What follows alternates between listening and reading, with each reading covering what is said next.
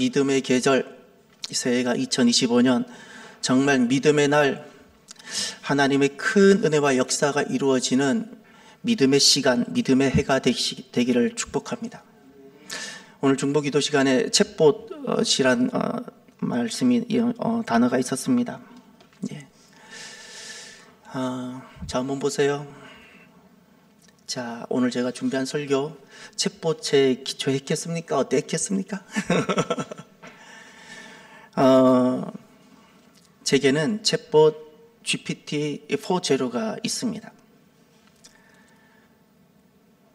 정말 그 자료가 어떤 느낌이냐면 이런 겁니다. 이거는 빅데이터를 가지고 사람들이 많이 게시하고 올린 것을 가지고 그냥 정리를 해주는 겁니다. 대개 자료가 일천하고, 그리고 진리를 이야기해 주는 것이 아니고요, 사람들이 많이 언급한 것을 제시해 주는 거예요. 절대 이것은 옳은 것이 아니고 사람들이 무엇을 많이 인터넷상에 게재했느냐 이야기예요. 제가 그걸 확실하게 확인했고, 이 챗을 통해서 계속 질문하고 들어가면 항복합니다. 그냥 되게 자료가 신뢰할 만한 그래서 설교자도 챗봇의 기초에서 설교를 한다는 것이 너무 부끄러워야 되고요. 여러분들께서도 마찬가지입니다. 챗봇의 기초에서 살아가는 삶은 무엇인가 하면 시대 정보의 기초에서 살아가는 거예요. 목회자가 챗봇의 기초에서 설교를 작성해요. 만약에 그 정도 수준이라면요, 그 사람은 매번 챗봇에 기초할 겁니다. 만약에 성도가 그냥 시대 정보나 컴퓨터 두드리면 나오는 어떤 그 정도 수준으로 내가 인생을 그렇게 선택하고 결정해서 살아가요? 우리에게는 어떤 삶이 있냐면요, 저는 매번 너무나도 매 순간 너무나도 감격스럽게 많이 경험하는 것이 있는데, 성령님이 함께 하신 것과 내적 조명입니다. 사랑하는 성도 여러분, 성령님께서 조명하십니다. 열어주시고요, 보게 하십니다. 할렐루야. 제가 걸어가는 길 또한 챗봇에 기초한 삶이 되어서도 안 되고요, 여러분들께서도 마찬가지입니다. 성령님께서 조명하시고 열어주시고 보게 하시는 삶이 있는데, 그 참 감격스러운 그 삶을 살아가시길 바랍니다. 너무 담대하고요. 때로는 속아 넘어가는 사람들 보면 너무 마음이 아프지만 잊지 마세요. 정말 담대합니다. 여러분에게 담대함이 있습니까? 정말 담대함이 있습니까? 이 담대함이란 두렵지 않음입니다. 정말 성령님이 내게 오셔서 열어주시고 보게 하시고 역사하시기 시작하면요, 죄송하지만 세상이 하나 두렵지 않습니다. 그러나 만날 챗봇에 기초하고 만날 어떤 그냥 세상에서 흘러들어오는 뉴스와 소식에 기초한다면, 그런 날마다 두려움, 어둠, 불안, 염려 가득가득 할 겁니다. 선택은 내가 하는 겁니다. 저는 절대 그렇게 안 삽니다. 지금도 마찬가지가. 지금도. 저는 새해에 우리 교회에서 이런 일이 좀 많이 일어났으면 좋겠습니다. 저는 이렇게 항상 하나님께서 어떤 일을 하시는가를 아주 작은 것을 통해서 보고 느끼기를 좋아하는데, 요즘 우리 공동체 안에 하나님께서 하시는 어떤 일들이 있습니다. 주중에도 제가 노회일로, 지난주였나요? 노회일로 저기 강북에 있는 규모는 우리 교회보다 더 큰 교회인데 가서 거기서 노회 모임을 하고, 거기 또 신년 할애도 하고, 또 정기 노회 준비 모임도 하고, 그 일을 했어요.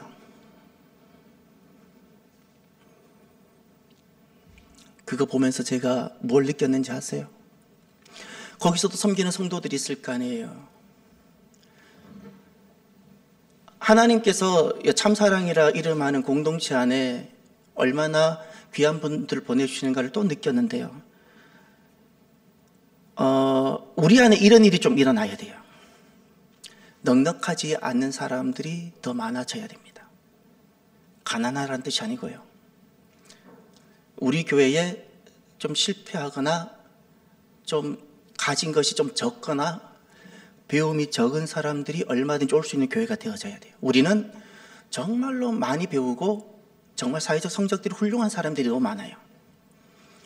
우리 교회는 넉넉하지 않은 사람, 좀 많이 배우지 못한 사람,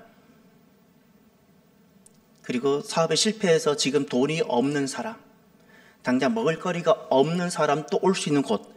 근데 제가 무엇을 느끼냐면 우리 가운데 그 누구도 그들 거부하거나 못 온다고 올 수 없습니다라고 말하는 사람은 아무도 없지만 역으로 제가 무엇을 또한 보냐면 그들을 환영하는 사람도 못 보았어요. 죄송하지만. 지금 최근에 12월부터 우리 교회에는 밥 한 끼 먹기가 어려운 사람들이 오는데 그들과 같이 밥을 먹어주는 사람을 잘 못 봤어요. 그들 손을 잡아주는 사람을 잘 못 봤어요. 그분들이 스스로 찾아오는데 손 한 번 안 잡아줘요. 늘 만났던 사람하고 내 수준과 비슷한 그레이드와 비슷한 사람들하고 밥을 먹고, 근데 정말 친구도 없고 밥 한 끼 나는 오늘 무엇을 먹어야 되는가, 이번 한 주는 또 어떻게 내가 살아야 되는가 고민하는 사람들, 그들에게 먼저 다가가질 않고 있어요. 사랑하는 성도 여러분, 우리 교회에 이런 일이 좀 일어났으면 좋겠습니다. 실패했는데 누군가에게 돈을 꾸어줬다가 다 부도맞아서 무너져 버렸는데, 건강에 좋지 않은데, 나는 많이 배운 것이 없는데, 그런데 이곳 참사랑이라 이름하는 곳에 와서 변화가 되고, 그런 어떤 것도 두렵지 않고 부끄럽지도 않고 이곳에서 내가 하나님을 경험하고 이곳에서 견고하게 세워지는 그런 은혜가 있는 교회가 되길 바랍니다.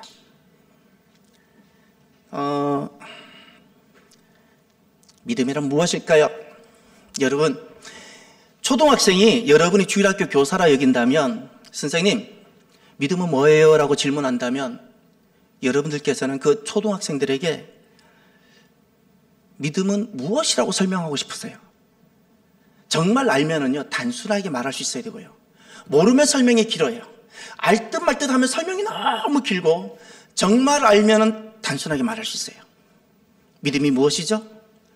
무엇이라 말하고 싶죠? 정리가 안 되나요? 정리가 안 된다는 것은 내가 믿음 안에 굳게 서 있지 않다는 뜻이에요. 정말 믿음 안에 서 있어 보고 삶을 그렇게 살아가면 내 삶은 너무나도 단순하고 확실합니다. 근데 내가 믿음과 세상을 왔다 갔다 하면서 경계선에 서서 왔다 갔다 살아가는 사람은 믿음이 무엇입니까? 라고 말하라고 하면 아마 말하기가 복잡할 겁니다. 복잡할 겁니다. 믿음은 산수로, 수학 공식으로 말하면 이렇게 됩니다. 믿음은 알기 더하기 신뢰하기입니다. 알기 더하기 신뢰하기. 믿음은 보통 신뢰에다가 많이 맞춥니다. 그래서 사람들은 실수를 너무 많이 합니다. 믿음은 신뢰다, 맡긴다, 다 옳은 말입니다. 그런데 알다가 있어야 됩니다. 무엇을? 하나님을 알아야 합니다. 하나님의 뜻을 알아야 합니다.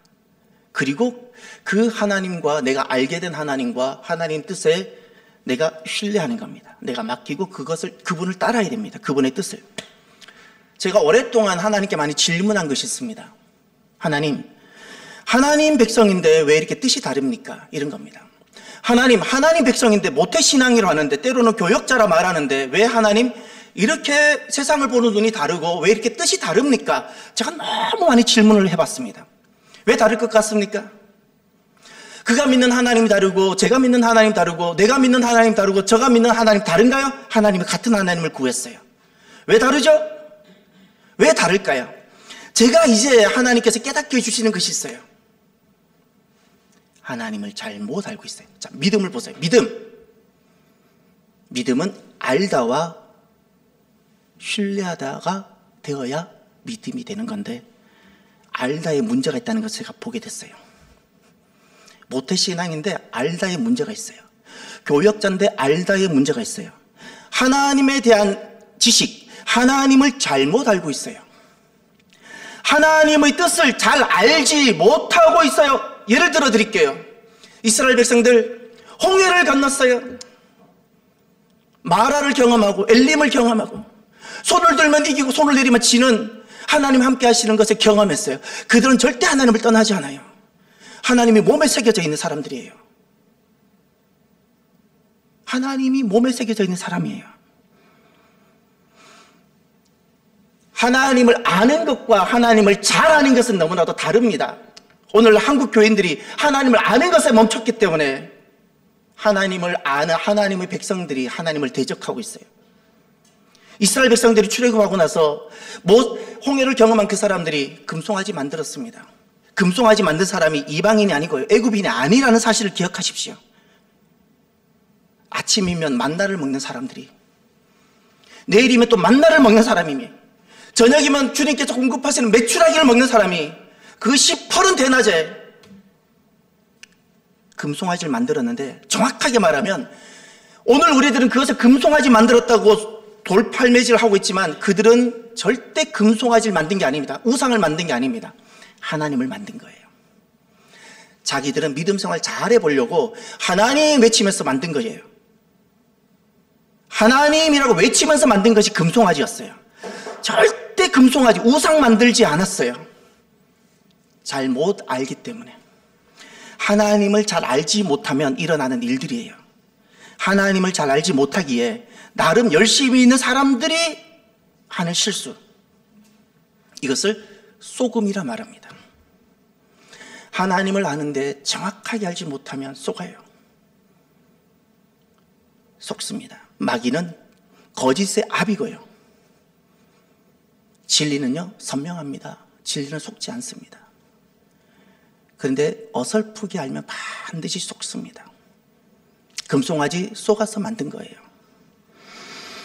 그래서 믿음에 있어서는요, 이 알다 요 자리가 먼저 이루어져야 되기 때문에 이 자리를 채우기 위해서는요, 성경을 떼고 논할 수 없어요. 믿음은 알다와 신뢰하기인데, 이 알다를 만들기 위해서는요, 반드시 성경의 자리로 돌아가야 돼요. 성경을 떼놓고 믿음을 논할 수 없어요. 왜 말씀이 안 들리냐고요? 내게 말씀이 없으니까. 성경을 읽어본 적이 없어요. 모태신앙인데. 주일날 먼지 털어서 성경책만 갖고 왔지 성경을 읽어본 적이 없는 거예요. 성경. 내가 단 한 번이라도 말씀이 어떤 걸 알고자 밥을 금식해가면서 말씀을 알아가고자 해본 적이 없는 거예요. 스스로. 늘 주일날 떠먹여주는 말씀만 들으려고 살아왔어요. 한 번도 내게 그런 것이 없었어요. 말씀이 내게 없어요. 이런 사람은 마귀는 아주 쉬워요. 속이기도 쉽고 갖고 놀기도 쉽고 진리가 없기 때문에. 하나님을 알지만 잘 알지를 못하기 때문에 바람 불면 다 흔들립니다. 바람 불면 다 흔들립니다. 제가 무엇을 많이 봤냐면 한국 교인들 의로워 보이는 이야기를 많이 합니다. 이런 것이 의롭고 저것이 의롭고, 그 의로움을 이야기를 많이 하는, 그것이 구제도 될 수 있고 뭐 선교도 될 수 있고, 막 엄청 약한 사람 돕고, 그들에게 반드시 확인해야 되고 또 질문해야 되는 것인데, 성경을 읽고 있는지, 성경을 연구하는지, 하나님을 정확하게 아는지를 물어봐야 돼요.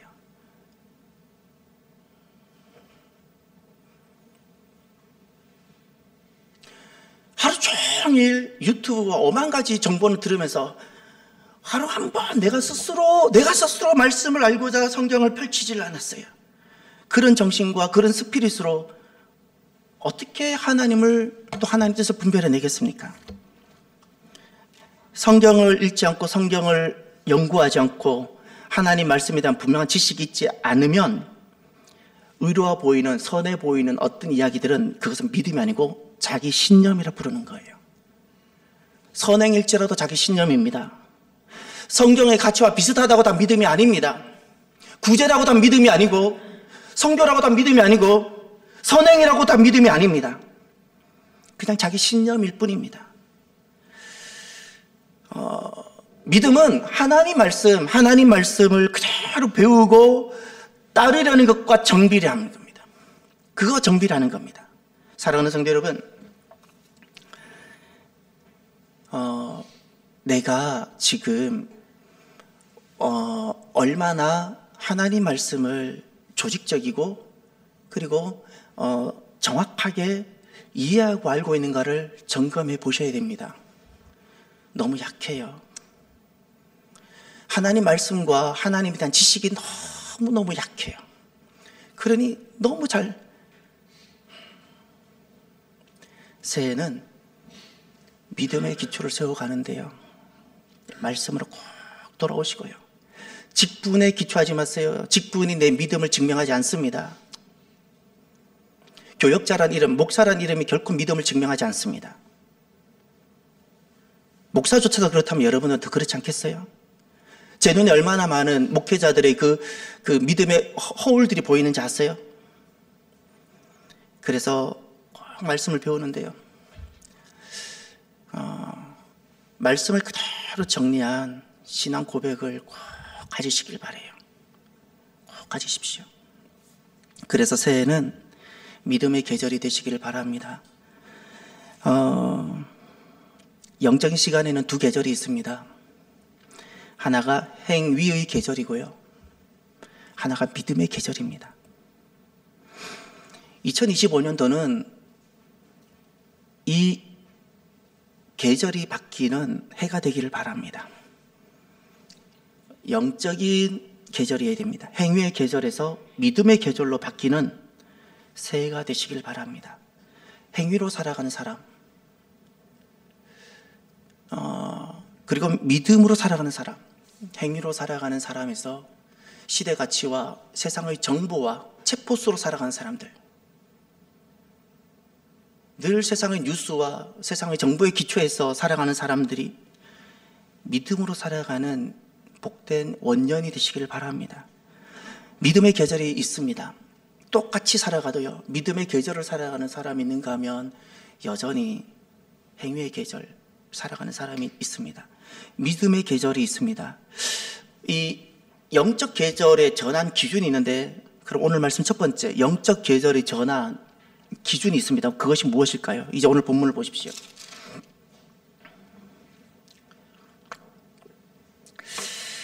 (23절을) 보시면, 믿음이 오기 전에 우리는 율법 아래에 매인 바 되고, 믿음이 오기 전이라는 말씀이 있죠. 거기다 밑줄을 쳐보십시오. 그리고 25절을 보십시오. 믿음이 온 후로는 우리가 초등교사 아래에 있지 아니하도다. 거기 믿음이 온 후 있죠. 밑줄 쳐보십시오. 계절이 바뀌었어요. 믿음이 오기 전 계절이 있고요, 믿음이 온 후 계절이 있어요. 믿음이 온 후는 믿음의 계절이고요, 믿음이 오기 전 계절을 율법의 계절 또는 행위의 계절이라 부르는 겁니다. 너무 다릅니다. 근데 이 두 사람이 똑같이 성전이라는 종교적 배경을 가지고 있다는 사실이에요. 잊지 마세요. 똑같이 교회를 나와요. 똑같이 교회 어떤 일을 할 수 있는 거예요. 근데 누구는 믿음이 오기 전 계절을 살아가는 사람이 있는가 하면, 누구는 믿음의 계절을 살아가는 사람이 있어요.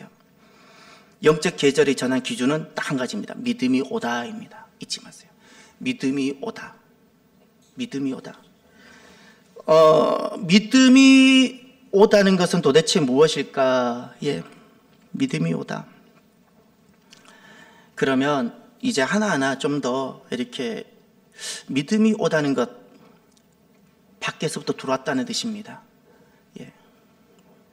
믿음이 오다는 것은 내 안에서 생겨나는 것이 아닙니다. 많은 기도를 한다고 숲속에 들어간다고 산속에 들어간다고 생기는 것이 아니라 밖에서 안으로 들어오는 겁니다. 잊지 마십시오. 중요한 것은, 그러면 믿음이 오기 전 계절의 모습을 한번 보시길 바랍니다. 23절, 24절 보십시오. 여기에 믿음이 오기 전 계절의 모습이 있습니다. 23절, 믿음이 오기 전에 우리는 율법 아래에 매인 바 되고 계시될 믿음의 때까지 갇혔느니라. 매이다, 갇히다 라는 단어가 있습니다. 어디에 매이죠? 율법 아래. 그리고 갇혔어요. 율법 아래 매이고 갇힙니다. 이것을 율법의 계절이라 부르는 겁니다. 절대적으로 율법 아래 딱 매입니다. 이 율법 아래 매이고 율법의 계절로 살아간다는 뜻은 율법의 지배를 절대적으로 받고 사는 삶이라는 거예요. 자기 스스로가 기준을 율법에다 두고 율법의 지배를 스스로 원하고 지배 속으로 본인이 들어가고 다른 사람을 볼 때도 율법의 기준으로 보고, 그래서 온통 율법의 계절로 살아가는 겁니다. 율법의 계절로. 눈을 뜨면 율법, 사람을 만나도 율법, 자기가 무엇을 해도 율법. 그래서 율법이 종이 되어서 노예가 되어서 살아가는 겁니다. 그러면 이렇게 율법의 계절을 살아갈 때 문제가 생깁니다. 율법의 계절을 살아갈 때 어떤 문제가 생길까요? 24절을 보십시오. 이같이 율법이 우리를 그리스도께로 인도하는 초등교사가 되어 우리로 하여금 믿음으로 말미암아 의롭다함을 얻게 하려 함이라. 24절을 보면 율법의 계절을 살아갈 때 일어나는 문제를 분명히 말씀해 줍니다. 정말 착하고 선한 사람, 이 세상에 80억 인구, 80억이라 가정합시다. 80억 인구 중에 80억 분의 1, 가장 선한 사람, 가장 착한 사람, 그 사람이 그러니까 믿음이 오기 전 율법의 계절을 살아간다고 쳤을 때 그는 어떤 문제를 안게 될까요? 이 지구상에 가장 착한 사람 넘버원, 가장 선한 사람 넘버원, 그 한 사람, 그 사람이 율법의 계절을 살아갈 때 갖게 되는 문제 느껴지지 않습니까? 소망 없습니다. 희망 없습니다.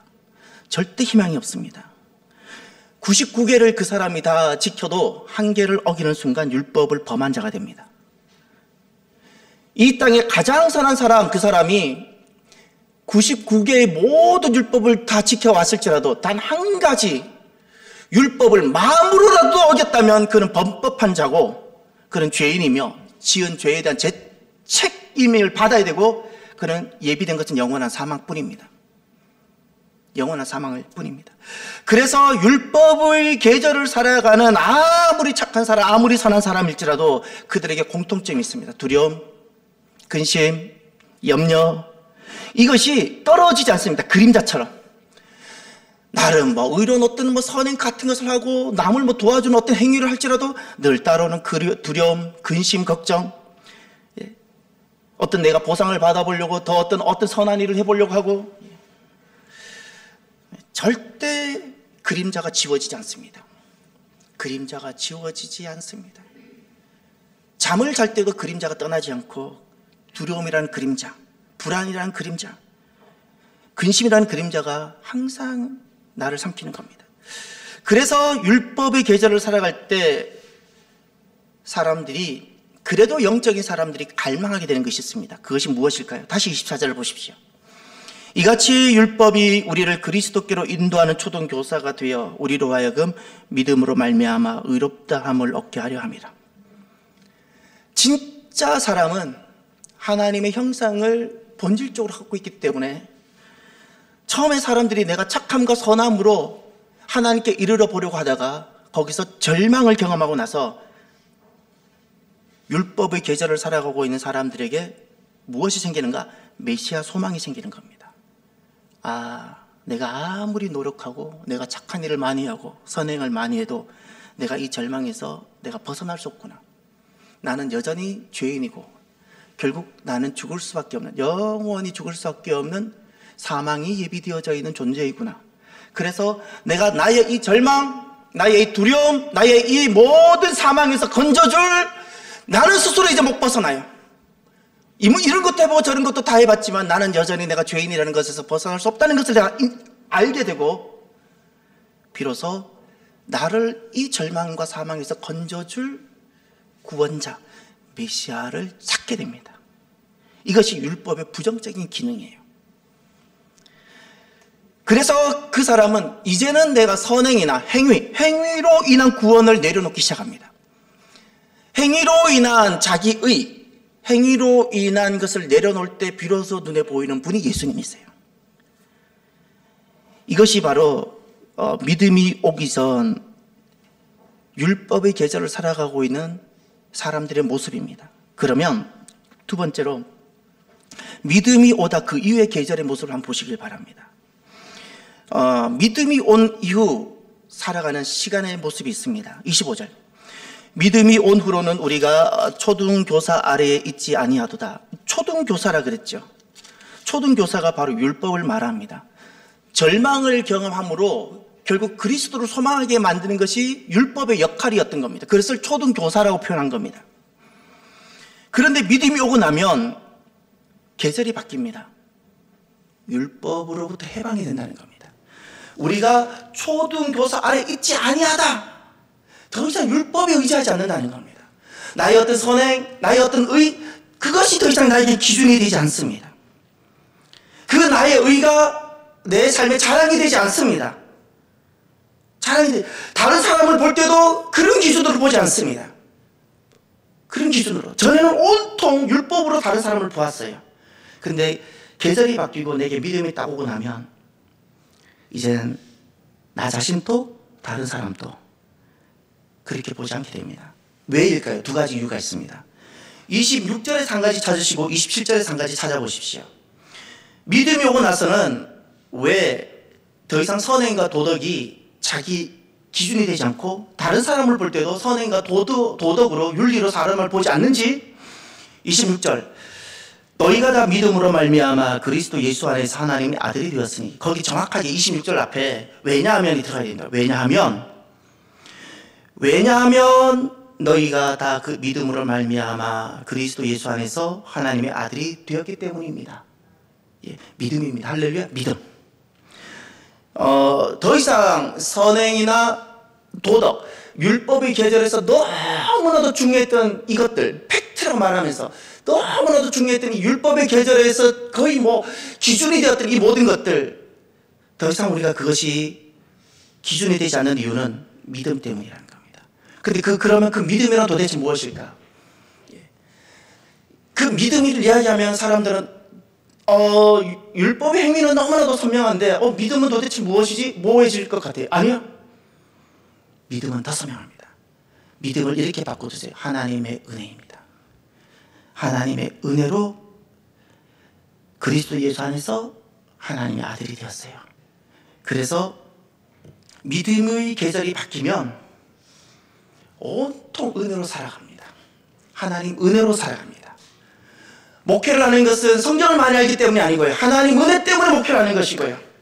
교회를 섬기는 사람들, 누구보다 교회를 많이 섬기는 사람들이 내가 일을 잘하거나 시간이 남아 돌기 때문이 아니라 하나님 은혜가 나를 섬기게 하는 거예요. 할렐루야. 은혜입니다. 이것을 믿음이라 부르는 겁니다. 시간이 남아서 반주를 하는 것이 아닙니다. 하나님 은혜가 나를 이것도 감당하게 하는 거예요. 하나님 은혜가 나를 겨자씨도 감당하게 하는 거예요. 하나님 은혜가 어떤 것도 가능하게 하는 거예요.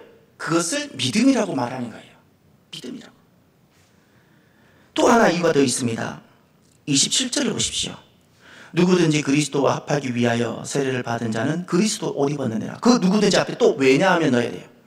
두 번째 왜냐하면, 왜 우리가 율법 교사 아래 있지 아니할까? 왜 계절이 바뀌었을까? 그 두 번째 이유가 무엇을 옷 입었다고요? 그리스도로 옷 입었어요. 그리스도로, 전에는 내 옷을 입었어요. 율법의 행위에 내 옷, 내가 남들에게 조금 선행을 행하는 나의 옷, 남들보다 조금 더 나아 보이는 나의 옷, 남들보다 더 뛰어나 보이는 나의 옷, 그것을 입고 온 세상을 돌아다니며 자랑하며 고개 내세우고 그렇게 살았는데, 이제는 우리가 누구의 옷을 입었어요? 그리스도의 옷. 할렐루야. 이제 나의 옷이 아니에요. 그리스도의 옷을 입고 그분의 마음과 그분의 예수님의 심장을 가지고 그분의 뜻과 그분의 손이 되고 예수님의 발이 되어서 내가 살아가는 거예요. 할렐루야. 이제 예수의 사람으로 살아가는 거예요. 예수의 사람. 전에는 내 이름이 중요했어요. 내가 얼마나 뛰어난 사람인데, 내가 얼마나 성공했는데, 내가 가진 것이 얼마나 많은데, 가진 것 적은 사람 하찮게 여기고. 이제는 내가 그리스도 옷을 입고 믿음이 오고 나서는 예수의 사람으로 살아가는 거예요. 예수의 사람으로. 이 두 가지 이유가 우리를 모든 율법으로부터 해방하는 거예요. 우리는 분명히 믿음이 오고 나서 우리가 살아가는 믿음의 윤리가 있어요. 그 믿음의 윤리는 오직 은혜에 기초하고 예수님의 기초에서 살아가는 삶이지, 그것이 기준이 되는 것이 아니에요. 우리는 은혜로 살아가는 거예요. 할렐루야. 그래서 끝으로 사랑하는 성도 여러분, 믿음의 계절이 있습니다. 정말 믿음의 계절이 있어요. 믿음으로 살아가는 사람들이 있어요. 그들에게 세 가지가 있는데요. 첫 번째 보십시오. 28절 참 감격스러운 말씀입니다. 28절이 너무 가슴이 뛰어야 돼요. 28절이 이해가 안 되면 죄송하지만 그분은 믿음의 계절은 아니고요. 아직도 율법의 계절입니다. 모태신앙이고 심지어 목사일지라도 28절이 이해가 안 되면 이것도 그냥 윤리적으로, 이성적으로 어떤 차별 없는, 세상에서 말하는 차별금지법 같은 개념으로 이것을 받아들인다면 그 사람은 죄송하지만 율법의 계절을 살아가고 있는 사람입니다. 28절을 보십시오. 너희는 유대인이나 헬라인이나 종이나 자유인이나 남자나 여자나 다 함께 다 그리스도 예수 안에서 하나이니라. 할렐루야. 이것이 느껴져야 돼요. 정말 믿음의 계절로 딱 들어가면 주님 때문에 모든 벽이 허물어짐을 경험하게 돼요. 할렐루야. 사람과 사람들이 만들어왔던 모든 거짓의 벽들, 모든 벽들이 다 허물어지고 정말 주님께서 만들어 두신 세상이 보이기 시작해요. 세상이 보이기 시작해요. 진짜 부끄러워야 되는 것이 지역을 논하고요, 학벌을 논하는 것이 너무 부끄러운 거예요. 그래서 내가 율법의 계절을 살아가고 있다는 전형적인 증거입니다. 나는 아직도 믿음의 계절을 살지 못하고 있는 율법의 계절을 살아가고 있다는 것을 자랑하고 다니십시오. 늘 그런 차별을 이야기하면서. 교회에서 오늘 동성애를 분명히 자꾸 이야기하는 이유는 차별이 아닙니다. 우리는 그들보다도 솔직히 말해서 더 동성애자를 사랑하고 섬길 준비가 되어 있는 사람들입니다. 그래도 우리가 동성애를 이야기하는 것은 그것은 병이 아니라 죄이기 때문에, 주님께서 그렇게 말씀하시기 때문에, 세상은 그것은 죄가 아니라 병이라 말하기 때문에 우리는 거기에 동의하지 않는 거예요. 죄이기 때문에.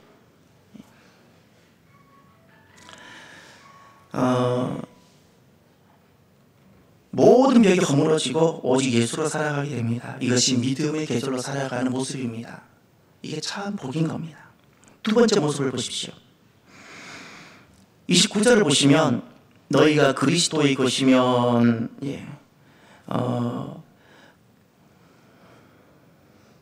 그리스도의 것이라고 되어져 있죠. 거기 속함이라고. 그리스도께 속함. 두 번째가 그리스도께 속한 자로 살아갑니다. 이 땅에서. 하나님 나라에서, 천국에서 그리스도께 속하고 살아가는 것은 너무 당연한 겁니다. 그런데 믿음의 계절은요, 이 땅에서 이루어지는 거예요. 이 땅에서 믿음의 계절을 살아가는 사람들은 이 땅에서 그리스도께 속하고 살아갑니다. 이걸 정체성이라고 불러요. 여러분은 어떤 세계를 살아갑니까? 이 땅에서 이 땅의 세계를 살아갑니까? 그리스도의 세계를 살아갑니까? 믿음으로 살아가는 사람은 이 땅에서 그리스도의 세계를 살아가는 사람들이에요. 그리스도의 세계. 하나님 백성으로 하나님 한 분만을 고백하며 하나님 백성으로 당당하게 이 땅을 살아가는 거예요. 내가 그리스도께 속해서 그리스도의 사람이 되어서 그 정신을 가지고, 그 관점을, 그 눈을 가지고 정치를 보고 경제를 보고 하나님 나라 관점과 예수 그리스도의 관점을 가지고 이 땅의 모든 것을 보는 거예요. 그렇지 않으면 나는 아직 믿음의 계절이 아니라 율법의 계절을 살아가고 있는 사람입니다. 그리고 마지막 세 번째, 믿음의 계절에는 약속이 있습니다. 약속. 두 가지 약속을 주어주셨어요. 하나가 29절 끝에 보면 곧 아브라함의 자손이요 약속대로 유업을 이을 자니라 선언해 주셨어요. 아브라함의 자손, 아브라함의 씨라고 했어요. 이것은 구원의 확신입니다. 구원에 대한 확신을 약속해 주셨고, 믿음의 계절을 살아가는 사람에게 또 한 가지, 약속대로 유업을 이을 자. 이 유업이 어떤 유업이겠어요? 하나님 나라입니다. 할렐루야. 하나님 나라에 대한 소망입니다. 이것을 약속해 주셨어요. 그러니 믿음의 계절을 살아가고 있는 사람은 두 가지 증거가 있어야 돼요. 구원에 대한 확신, 하나님 나라에 대한 갈망과 소망. 우리가 이 땅의 것들도 소중합니다. 우리는 땅에 있기 때문에 땅의 것들이 필요합니다. 그럼에도 불구하고 우리는 결코 놓치지 않고 잃어버리지 않는 방향과 목표가 있는데 그것이 하나님 나라입니다. 우리는 하나님 나라를 향해서 이제 이 땅을 사는 겁니다. 하나님 나라를 위하여 이 땅을 살아갑니다. 하나님 나라를 향하여 살아갑니다. 우리는 온통 하나님 나라입니다. 믿습니까? 이것이 그리스도의 계절을 살아가고 있는 사람들에게 있는 겁니다. 하나님 나라를 생각해서 정치를 하고요, 하나님 나라를 생각하고 자녀를 기르고요, 하나님 나라를 생각하면 나는 일터에서, 세상에서 일터에서 일을 하는 거예요. 그러나 그리스도의 계절, 믿음의 계절이 오기 전에는 입에는 하나님이지만 실제로 믿음의 계절은 전혀 아니고 하나님 나라가 없는 그냥 땅의 나라의 정치, 땅의 나라의 경제, 땅의 나라에서 자녀. 그러니 다 자녀들을 입시만 대입시키면 다 자녀를 갖다 바쳐버리잖아, 제물로. 좋은 대학만 들어갈 수 있다면 그래, 너 믿음 다음에 해도 돼. 교회는 다음에 다녀도 돼. 내 자녀가 좋은 직장만 다닐 수 있다면 그래, 교회는 천천히 가도 돼. 내 자녀가 돈만 많이 벌 수 있다면 그래, 나중에 믿음은 좀 양보하지. 이러면서 다 자녀들을 몰래가 자녀를 잡아먹는 우상인데 거기다 다 갖다 바쳐버렸잖아요. 누가? 한국 그리스도인들이. 믿음의 계절입니다. 사랑하는 성도 여러분, 금년은 이렇게 살아갑시다. 금년은 계절이 바뀌고요. 믿음의 계절로 살아가는 저와 여러분, 믿음이 오면 살게 되는 삶이 있어요. 여러분 잊지 마세요. 정말 믿음이 오면 세상이 두렵지 않고 살게 되는 삶이 있는데, 저와 여러분이 금년 안에는 믿음이 오기에 살게 되는 이 믿음의 계절을 살아가는 복된 해가 되기를 주의 이름으로 축원합니다. 기도합시다. 모든 것을 가져도 하나님을 잃어버리면 전부를 잃어버린 것이고요. 많은 것을 이루어도 믿음을 잃어버리면 다 잃어버린 겁니다. 믿음입니다. 잊지 마세요. 믿음. 금년이 믿음의 계절이 되도록, 나의 가족이 믿음의 사람이 되도록, 나의 삶이 믿음의 시간이 되도록 여러분 기도하시길 바랍니다. 함께 기도합시다. 할렐루야. 하나님 아버지 감사합니다.